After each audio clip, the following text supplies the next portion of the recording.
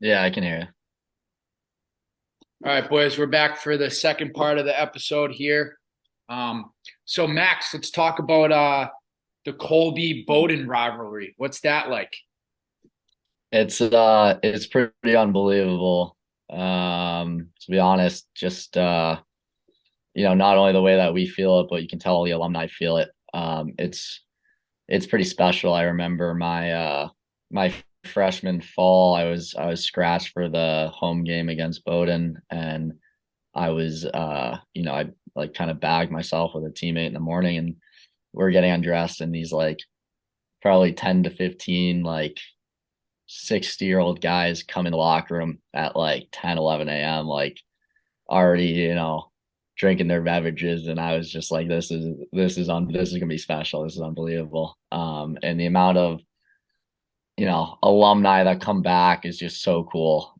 So cool. And Bowdoin is obviously such an unbelievable school, and they have so many talented players over there. But thankfully, I don't know if you know this, but before last year, which they would definitely mention, I think for like we went unbeaten against them for like 6 or 7 years, which is pretty unheard of in a rivalry like that, especially as how packed it gets and how many good players they have.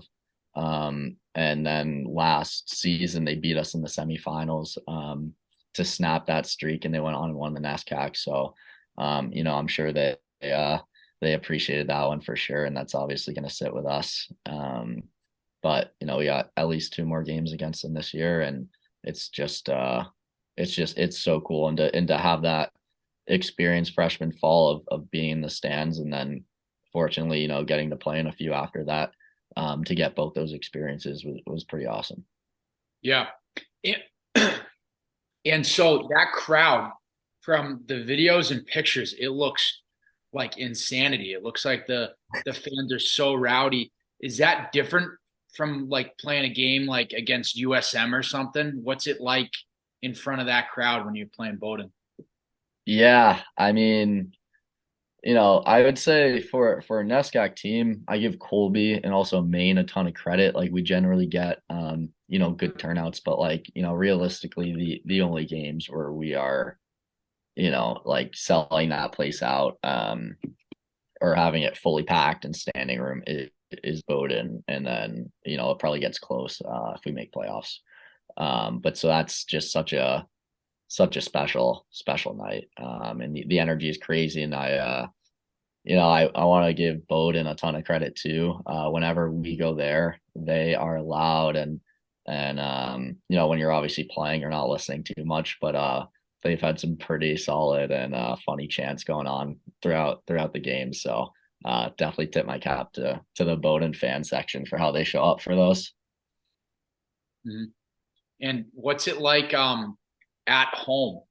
Is that do you guys do like a theme or something, like a whiteout or anything? No, it's just packed, and we have like a little alumni hockey game earlier in the day.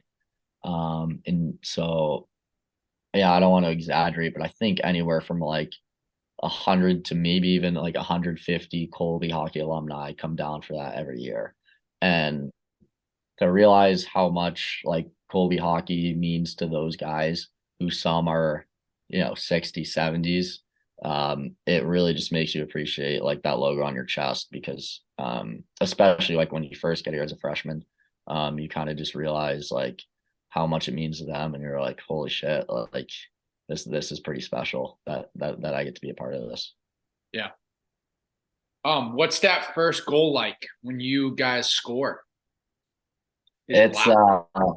yeah, it is. It's loud. It's never been me, so I can't speak from a goal scorer's perspective. But we definitely have some fun, like talking with the guys that have scored, and their experiences with it. I mean, yeah, it's hard to put into words, but obviously, as a D3 player, it's what you're not going to experience that type of atmosphere every weekend.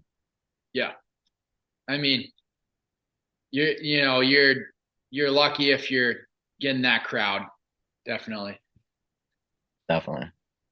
I mean, you could be at, Anna Maria's barn. with 20 parents in the stands one night, and then you can go to a packed barn against Bowdoin one night. Yeah, it's such an awesome experience. Yeah. So you guys have easily one of the nicest facilities, in Division 3 for at Colby. Can you give us a little tour of how that is? Yeah, I mean it's borderline just a joke to be honest. Like we are so spoiled. Have a little nice, I mean just everything's just, nice and always clean. You have a nice dry stall area and then you open the door and you go into the locker room and it's big. You get D on one side, forwards on the other, goalies are with the D.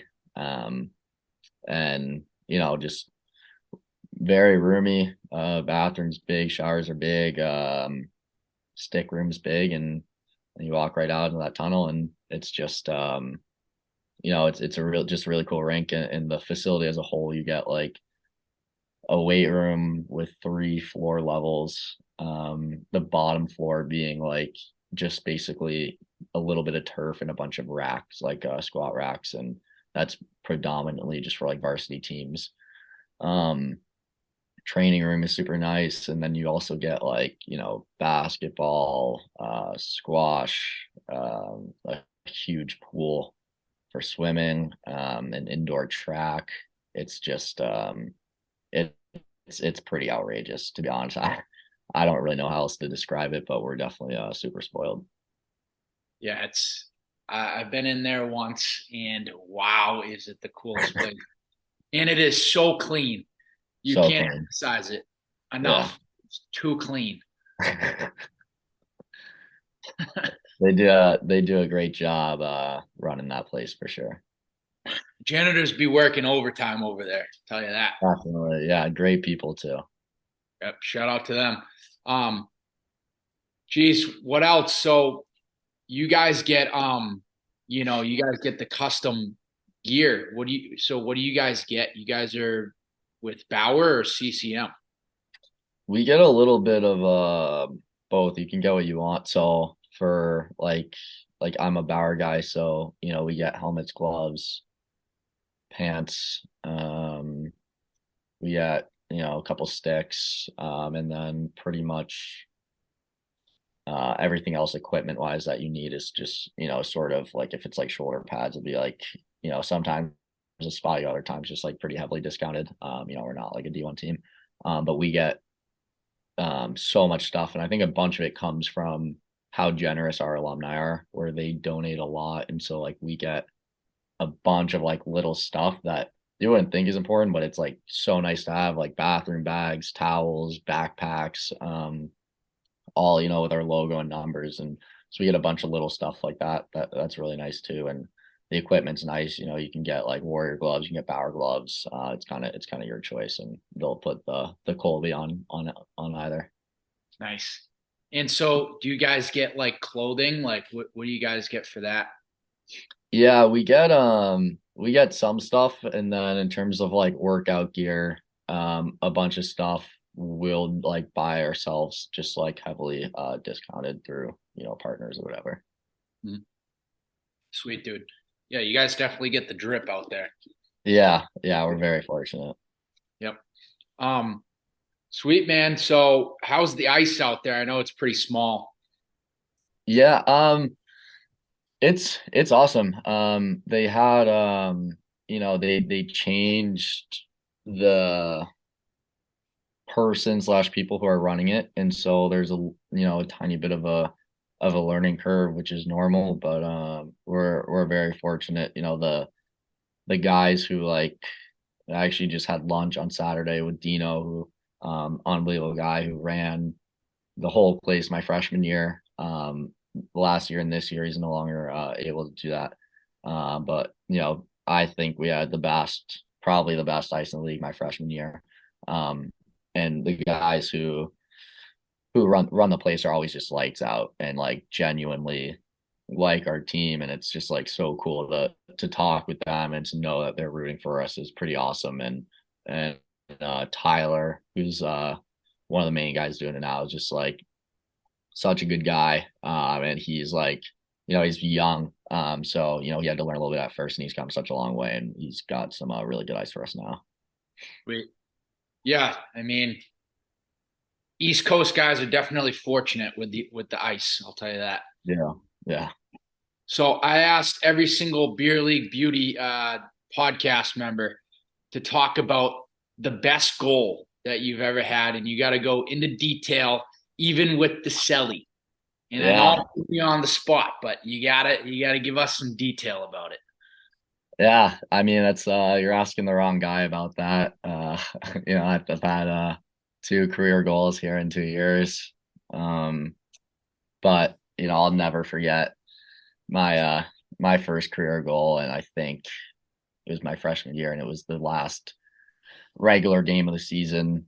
I think we were up 1-0 in the third period, and it was if we won the game, we were going to clinch regular season champions. Um, I was fortunate enough to be playing with an All-American D partner who is just lights out. I think my ability to understand that all I have to do is get him the puck has helped me significantly in my college career.